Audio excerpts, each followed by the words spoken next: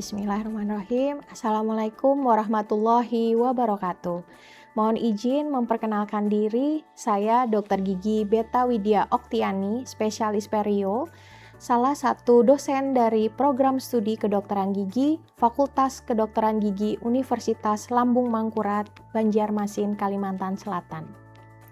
Adapun video ini dibuat sebagai pernyataan diri dosen dalam unjuk kerja Tridharma Perguruan Tinggi atau PDD UKT-PT, khususnya di aspek pengajaran sebagai salah satu persyaratan sertifikasi dosen di tahun 2026. Saya mulai aktif mengajar di program studi kedokteran gigi Fakultas Kedokteran Gigi Universitas Lambung Mangkurat di tahun 2012 sampai dengan saat ini, yaitu di tahun 2026. Dan saat ini saya diamanahi untuk fokus mengajar khususnya di ilmu periodontia atau ilmu di bagian jaringan penyangga atau pendukung gigi. Saya akan memulai untuk menjelaskan deskripsi dan informasi umum dari mata kuliah ini. Mata kuliah periodontia merupakan mata kuliah yang mempelajari jaringan pendukung gigi, baik itu jaringan keras yang meliputi tulang alveolar dan sementum, serta jaringan lunak yang meliputi gingiva dan ligamen periodontal. Jaringan pendukung gigi ini sangat penting untuk mempertahankan gigi agar selalu dapat bertahan dengan baik selama mungkin di dalam rongga mulut. Oleh karena itu, mata kuliah periodontia ini banyak sekali termuat bahan kajian, mulai dari anatomi jaringan pendukung gigi, baik itu normal ataupun sehat, sampai dengan klasifikasi penyakit dari jaringan pendukung yang tidak normal atau tidak sehat akibat dari adanya faktor lokal maupun faktor sistemik. Mata kuliah periodontia tersebar di berbagai blok, mulai dari blok 5 yang ada di semester 2 sampai dengan blok 17 yang ada di semester 7. Salah satu materi perkuliahan periodontia yang akan dipelajari yaitu mengenai penentuan diagnosis atau klasifikasi dari penyakit periodontal. Perkuliahan ini menggunakan metode ceramah, tanya jawab dengan diskusi langsung, dan bahasa pengantar yang digunakan adalah bahasa Indonesia. Penyelenggaraan kuliah yang biasa saya berikan yaitu pada tahap awal saya selalu menginformasikan capaian pembelajaran mengenai klasifikasi penyakit periodontal baik gingivitis maupun periodontitis. Yang kemudian dilanjutkan dengan sesi pengajaran yang diselingi oleh sesi tanya jawab kepada mahasiswa dan nanti akan diakhiri dengan asesmen awal berupa post-test ataupun tugas. Hal ini saya lakukan mengacu pada konsep DIA atau Delivery, Interaction, dan Assessment. Pada aspek delivery, metode pembelajaran yang digunakan dalam kuliah ini yaitu ceramah, sedangkan media pembelajaran yang digunakan adalah e-learning ULM, Simari ULM, PowerPoint, buku acuan, atau textbook. Pada aspek interaction, metode interaksi antara dosen dan mahasiswa dalam perkuliahan ini dilakukan melalui collaborative learning dan active learning dari akses media pembelajaran. Setelah perkuliahan selesai dilakukan, review singkat mengenal poin-poin garis besar jalannya perkuliahan pada hari itu. Pada aspek assessment, komponen yang dinilai terdiri dari post-test dan ujian akhir blok yang memiliki bobot untuk mendapatkan nilai akhir dari nilai blok secara keseluruhan. Mata kuliah ilmu periodontia dengan bahan kajian penentuan diagnosis atau klasifikasi penyakit periodontal saat ini menggunakan klasifikasi AAP, Asosiasi Periodontia dari Amerika, tahun 1999 dan 2017. Sehingga diharapkan mahasiswa calon dokter gigi sudah mengenal dan terbiasa dengan pengklasifikasikan ini baik secara regional maupun internasional. Hal ini sesuai dengan sub CPMK yang telah tertera di PRPS. Sebagai indikator yang utama adalah gingivitis, meliputi patogenesis, gambaran klinis, hubungan sistemik, ada gingival enlargement, dan gingival disquamative gingivitis. Sedangkan periodontitis meliputi pocket, kerusakan tulang, patogenesis, gambaran klinis, pengaruh genetik, serta kondisi sistemik. Baik, sekarang saya teruskan untuk cuplikan pengajaran saya di blok infeksi mengenai penentuan diagnosis atau klasifikasi dari penyakit periodontal. Terima kasih atas perhatiannya. Wassalamualaikum warahmatullahi wabarakatuh. Baik, Assalamualaikum warahmatullahi wabarakatuh. Ya, selamat pagi adik-adik semua. Kita kembali lagi ya untuk perkuliahan di pagi hari ini pada hari Senin ya. Adik-adik, sebelum kita memulai kuliah, kita berdoa dulu ya supaya ilmunya bermanfaat, lancar dan bisa dimaknai dengan baik. Berdoa dengan kepercayaan masing-masing, silakan. Ya, selesai. Baik, adik-adik mohon izin pada pagi hari ini kita sudah masuk di blok infeksi ya. Nah, di blok infeksi ini saya ingin memberikan kuliah mengenai penyakit periodontal. Penyakit periodontal ini salah satu penyakit infeksi ya yang mencapai urutan yang cukup tinggi ya, terutama di wilayah Kalimantan Selatan ya. Nah, adik-adik sebelum masuk ke penyakit periodontal, sebelumnya mungkin kita refresh dulu ya. Nah, untuk capaian pembelajaran ya, capaian pembelajaran pada kesempatan mata kuliah pada pagi hari ini. Yang pertama, kalian untuk mengupayakan mampu ya menjabarkan klasifikasi dari penyakit periodontal, baik itu gingivitis maupun periodontitis sesuai dengan klasifikasi dari AAP 1999 dan 2017. Dan yang kedua, diharapkan kalian mampu menjelaskan klasifikasi tersebut berdasarkan penyebabnya. Ya, baik. Saya coba untuk merefresh dulu ya mengenai jaringan periodontal. Saya sering banget mengingatkan pada kalian supaya tidak lupa jaringan periodontal ini terdiri atas ada berapa? 4 ya. Yang pertama gingiva, yang kedua ligamen periodontal, 3 cementum, yang keempat tulang alveolar ya, seperti itu. Oke. Baik. Nah, ini adik-adik boleh lihat di slide di gambar di depan. Kira-kira dari gambar slide ini, apakah pasien ini memiliki kondisi gingiva yang normal, gingivitis, ataupun periodontitis? Coba, silahkan. Bisa ada yang mau menjawab? Ya, silahkan. Baik, izin dokter, izin untuk menjawab. Dari gambar di layar, bisa dilihat pasien tersebut mengalami gingivitis.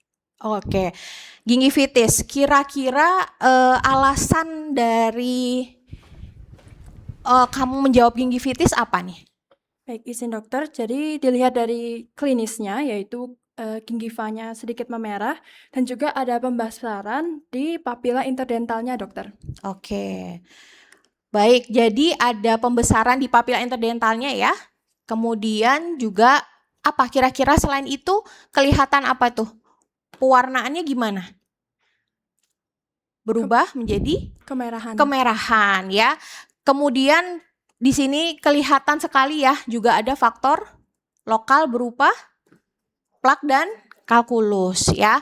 Jadi benar sekali adik-adik di slide di gambar depan ini adalah kasus gingivitis ya, di mana ada peradangan pada gingivanya. Kenapa tidak periodontitis? Karena kalau dilihat di sini masih belum ada kehilangan perlekatan, belum ada perubahan pada margin gingiva dan juga tidak ditemukan adanya penurunan margin gingiva alias resesi ya. Seperti itu. Baik. Terima kasih ya jawabannya sudah cukup baik. Kemudian kita masuk ke klasifikasi penyakit periodontal ya. Yang pertama adalah gingival disease. Yang kedua ada periodontitis, necrotizing dan abses ya. Nanti ada lagi beberapa setelah slide ini ya. Jadi di waktu 1989 itu ternyata penyakit yang hanya sekedar di gingiva belum masuk. Oleh karena itu workshop pada tahun 99 ini dimasukkan, yaitu penyakit gingiva yang disebabkan oleh plak maupun yang bukan disebabkan oleh plak ya. Jadi ada plak induced dan non plak induced. Ya, oke. Nah, kemudian untuk kasus periodontitis yang lebih berat lagi ya, itu ada di bagi atas kronik periodontitis, ada agresif periodontitis, dan ada periodontitis yang dikaitkan dengan penyakit sistemik ya, seperti itu. Kemudian klasifikasi yang berikutnya adalah mengenai necrotizing periodontal disease yang terdiri atas necrotizing ulcerative gingivitis dan necrotizing ulcerative periodontitis. Ya, perbedaan antara keduanya sesuai dengan istilahnya adik-adik ya. Kalau NUK itu hanya cukup di daerah wilayah gingivanya saja, sedangkan yang NUP ya itu sudah melampaui jaringan periodontal, entah itu kehilangan tulang alveolarnya, ada pocketnya ya. Tapi intinya ketika ada istilah necrotizing itu pasti ada nekrosis ya, nekrosis pada daerah gingivanya, biasanya bisa dikerok ya, dan ini pasien merasakan rasa sakit seperti itu. Oke, baik. Klasifikasi yang berikut adalah abses ya, ada gingival abses, ada abses periodontal, dan ada abses perikoronal. Perikoronal itu terletak di bagian molar biasanya, paling ujung gigi bungsu ya, molar ketiga. Untuk gingival disease di AP99 tadi sudah saya terangkan ya, ada dental plaque induced ya, yang pertama itu yang disebabkan oleh plaknya aja, dimana kita tahu ya plak itu isinya apa? Ada bakteri ya, banyak bakteri baik itu gram positif maupun gram negatif. Nah, gingivitis oleh karena faktor sistemik ya, itu juga bisa gingivitis karena pengobatan, dan juga ada gingivitis karena malnutrisi, biasanya karena pasien-pasien kekurangan. Yang banyak dijumpai di lapangan itu adalah defisiensi vitamin C ya, banyak sekali itu. Ya. Lantas apa contoh dari yang non plaque induced ya? Jadi ada beberapa kasus penyakit gingiva atau gingivitis yang ternyata juga disebabkan bukan karena plak. Apa? Karena yang pertama karena bakteri spesifik ya, yang kedua karena virus, karena jamur ya, faktor genetik juga ada, kemudian karena manifestasi sistemik, lesi traumatik, dan reaksi benda asing ya. Jadi klasifikasi non plaque induced-nya ini karena beberapa penyebab seperti yang tertera di slide. Oke. Nah, ini ya Dek, terbaru 2017. Sebenarnya bukan baru-baru banget ya, tapi ini mulai sudah diterapkan di Indonesia, khususnya di prodi masing-masing ya. Jadi nanti kalau kalian pada saat masa profesi itu nanti bisa aja kita berdiskusi, ditanyakan diagnosis menurut AAP 2017 ini. Nah, sebenarnya AAP 2017 ini nih agak lumayan apa ya, gampang-gampang mudah ya, tapi yang paling harus diingat adalah mau tidak mau, suka dan tidak suka harus dihafalkan, karena ini memang sudah saklek ya, artinya sudah sesuai cirinya ini, kedalamannya seperti ini ya, itu bisa dinyatakan dengan diagnosis di AP 2017. Kita bahas ya satu persatu. Nah, untuk AAP 2017 yang membedakan dengan yang 99 ini adalah tambahan pada kasus implan ya. Tapi selebihnya kurang lebih ya, kurang lebih sama. Baik, kita coba untuk yang periodontal health gingival disease and condition ya. Jadi ada 3 pembagiannya. Jadi ada perio yang sehat saja. Yang kedua ini adalah gingivitis ya, yang disebabkan karena biofilm. Sebenarnya istilahnya sama ya. Intinya sama, faktor lokal, tetapi satunya menggunakan istilah plak yang tadi. Kalau yang 2017 ini menggunakan istilah biofilm ya. Biofilm, dental biofilm induced ya. Kemudian yang ketiga gingival disease karena non dental biofilm induced ya, seperti itu. Kalau untuk periodontitis masih sama, ada necrotizing-nya juga periodontitis itu sendiri ditambah dengan klasifikasi periodontitis karena manifestasi dari penyakit sistemik ya. Kemudian ada lagi klasifikasi dari other condition affective the periodontium-nya ya. Di sini ada systemic disease condition ya, dari jaringan ya mempengaruhi itu. Kemudian ada abses, lesi endoperio juga masih sama ada. Kemudian mukogingival deformitis ini yang saya bilang tadi, ada kasus resesi gingiva tersendiri, berdiri sendiri. Kemudian ada trauma occlusal forceps, jadi ini kasus traumatik oklusi ya. Dan ada tooth and prosthetic reduce factor. Nah, ini yang saya bilang tadi tambahannya adalah peri-implant and condition. Ya, jadi ada kasus-kasus karena sekarang ini lagi ngetren ya. Cukup banyak orang yang memilih gigi tiruan berupa implan karena praktis ya, langsung tertanam seperti itu ya. Jadi ada kondisi di mana ada peri-implant health, peri-implant mukositis dan peri-implantitis. Oke. Ya. Baik, karena kondisi yang pertama sehat, jadi mungkin tidak saya bahas. Yang kedua ini gingivitis dental biofilm indus ini sama seperti yang tadi ya, karena penyebabnya adalah plak, bakteri plak. Yang kedua ini gingival disease non dental biofilm ini mirip-mirip seperti yang tadi karena adanya virus, bakteri spesifik ya. Neoplasma, adanya tambahan dari pengaruh endokrin ya, ditambah dengan gingival pigmentasi ya. Oke. Nah, yang ini periodontitis. Nah, kalau yang 99 tadi mungkin kalau adik-adik ingat tadi kasusnya hanya kronik dan agresif. Yang saat ini yang terjadi adalah pembagiannya langsung dibagi keparahan dan grade-nya atau tingkatannya, kecepatannya ya. Jadi periodontitisnya tidak lagi menggunakan diagnosis periodontitis kronis, tidak ada. Jadi cukup periodontitis saja, tapi kalian tambahkan stage dan kalian tambahkan grade. Ya, stage itu menunjukkan keparahan, grade itu menunjukkan percepatannya, perjalanan percepatan dari penyakitnya. Ya, yang pertama kita bahas periodontitis stage 1, 2, 3, dan 4. Nah, nanti ada stage 1 ini initial, stage 2 moderate, stage 3 dan 4 sama-sama severe, tapi ada perbedaan di kehilangan giginya. Ya. Ada 1 sampai 2 kehilangan gigi dan ada lebih banyak lagi kehilangan giginya, ya. Kemudian ada grade. Grade ini menandakan riwayat perjalanannya ya, seberapa cepat. Ada grade A, B dan C. Yang grade A itu lambat ya, lambat. Grade B ini ada kehilangan selama beberapa tahun, dan grade C-nya ini adalah cepat progresivitasnya ya, lebih cepat, mungkin dalam hitungan setahun dia kehilangan tulangnya lumayan banyak ya, seperti itu. Ini adalah tahapan gingivitis ya adik-adik ya. Ini harus bisa dimaknai sampai kalian nanti profesi, karena ini pasti akan menjadi topik diskusi yang sering kita lakukan. Ada 4 fase tahapan inflamasi, mulai dari 1 inisial. Yang kedua early, 3 establish, dan terakhir adalah advance ya. Jadi tahapan gingivitis sampai dengan periodontitis itu di 4 fase ini ya.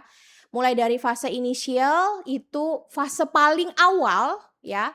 Namun di klinis maksudnya penampakan klinisnya kalian masih belum bisa melihat di pasien.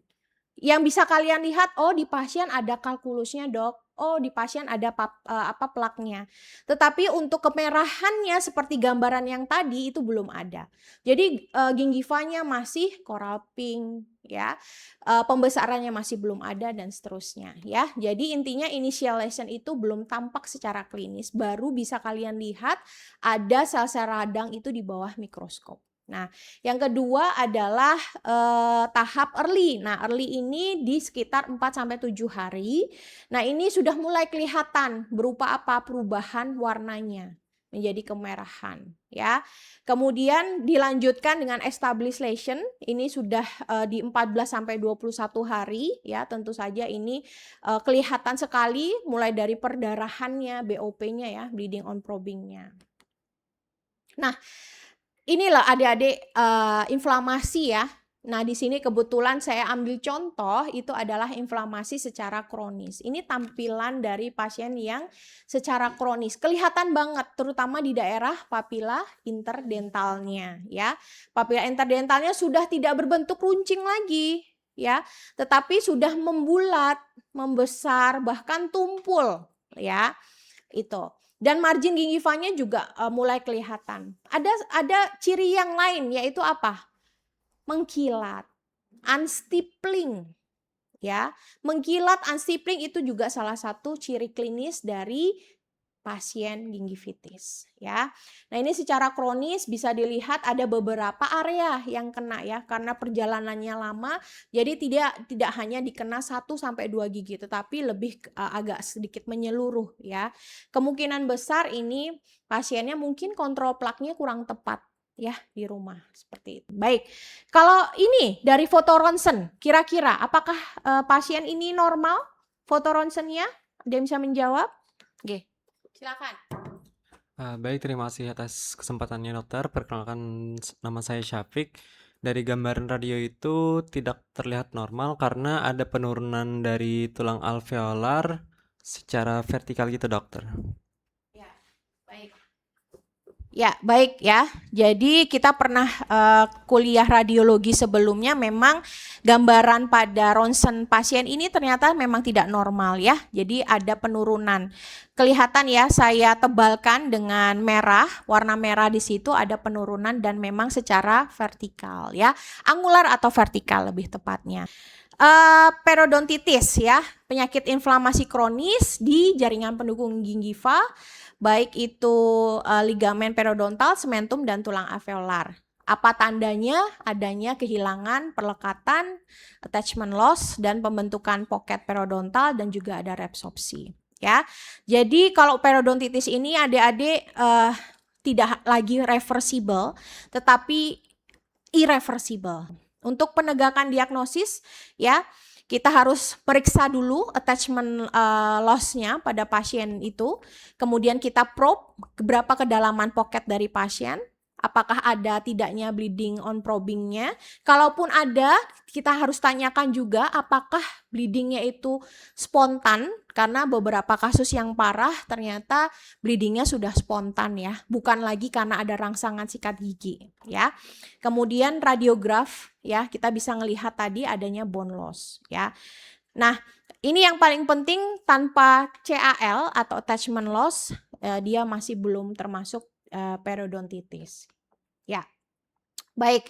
Adik-adik mungkin ini sedikit gambaran dari perbedaan gingivitis dan periodontitis ya. Yang pertama, parameter yang pertama inflamasi, keduanya ada, baik itu gingivitis maupun periodontitis.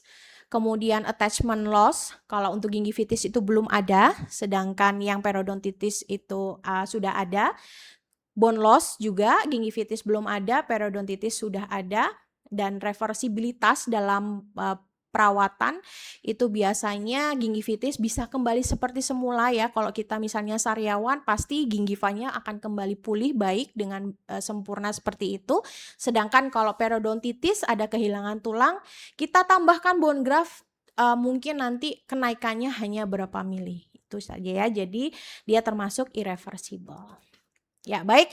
Ini adalah daftar pustaka yang saya acu ya. Ada Newman, Reddy ya. Dan mungkin acuan yang wajib ini adalah yang Newman ya, yang Karansa. Baik, sebelum saya tutup mungkin ada pertanyaan dari teman-teman. Ya, silahkan. Baik, terima kasih dokter. Sebelumnya saya Naura, izin tanya dokter, tadi di klasifikasi periodontitis itu ada stage 1 sama stage 2. Yang stage 1 itu inisial sama yang moderate yang 2 itu. Itu bagaimana cara menentukannya dokter? Sama yang grade-nya itu tadi kan ada slow sama sampai yang progresnya itu berat. Itu gimana cara menentukannya juga dokter? Sekian, Ya. terima kasih. Ya, baik. Terima kasih Naura atas pertanyaannya. Jadi yang ditanyakan adalah mengenai klasifikasi yang terbaru ya Naura ya. Yang 2017 itu seperti ini. Memang mungkin ada beberapa kekurangannya, ada sebenarnya nanti boleh saya tambahkan lagi ya nanti. Tapi mungkin sekarang dicatat apa adanya dulu ya. Jadi perbedaan antara stage 1 dengan 2 itu adalah ukuran.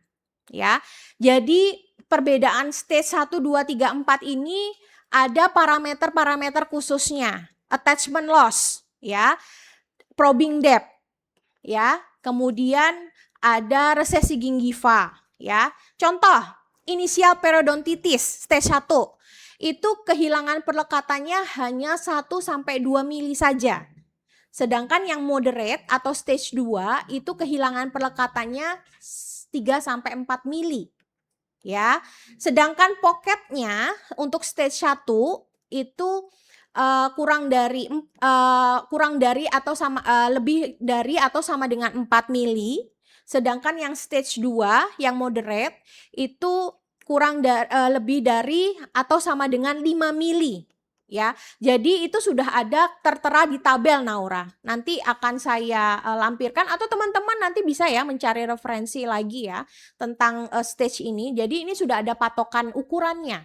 1, 2, 3, 4, 5, 6 dan seterusnya. Kalau untuk pocketnya adalah 4, 5, 6 dan seterusnya. Ya, itu perbedaannya Naura untuk stage. Sedangkan untuk yang grade ya. Untuk grade ini adalah percepatan. Nah, untuk grade A itu pasien yang belum ada kehilangan tulangnya selama 5 tahun. Ya.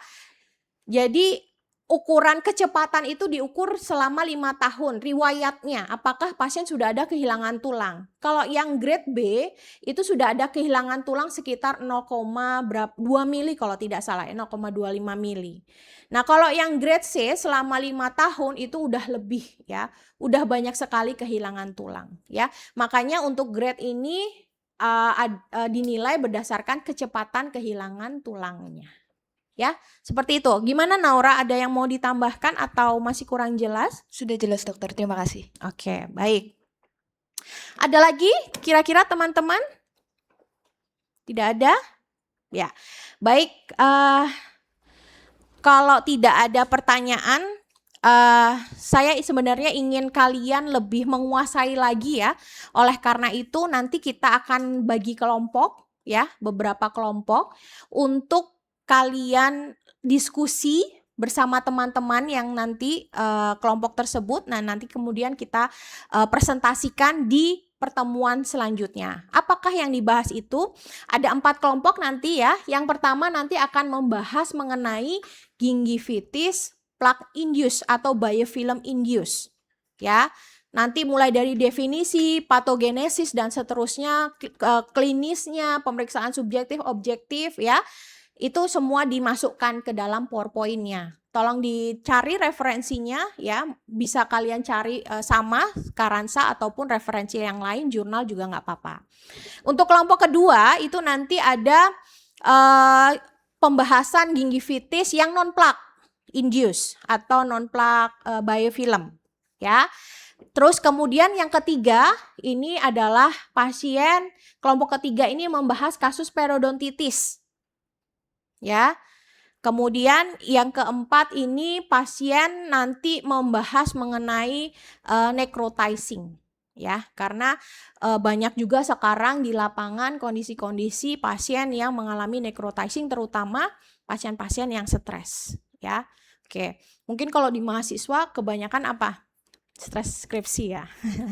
Ya, baik, terima kasih adik-adik. Kalau tidak ada pertanyaan lagi ya, saya cukupkan. Mohon maaf kalau ada salah kata. Sekali lagi mudah-mudahan bisa bermanfaat ya sebagai dasar kalian nanti untuk bisa menentukan diagnosis dari penyakit periodontal. Saya akhiri, terima kasih. Wassalamualaikum warahmatullahi wabarakatuh. Waalaikumsalam warahmatullahi wabarakatuh. Terima kasih dokter. Ya, sama-sama.